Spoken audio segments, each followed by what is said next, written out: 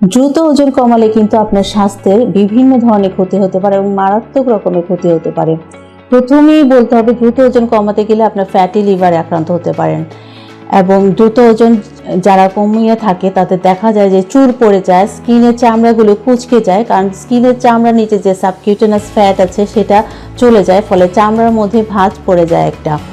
এছাড়া রক্ত কমে যেতে পারে, ইলেকট্রোলাইট ইমব্যালেন্স হয়ে যায়, পটাশিয়াম, সোডিয়াম ক্লোরাইড এগুলো একটা ইমব্যালেন্স দেখা যায়, বিভিন্ন নিউট্রিয়েন্টের অভাব হয়, তার মধ্যে অবসাদ চলে আসে, দুর্বল হয়ে যায়, মাথা ঘুরেতে থাকে এবং প্রেশার লো হয়ে যায়, মাসেল প্রোটিন এটা ব্রেকডাউন হয়ে যায় এবং খুবই উইকনেস তার মধ্যে চলে আসে। তাই দ্রুত ওজন না কমিয়ে আমাদের উচিত ধীরে ধীরে ওজনটা কমানো।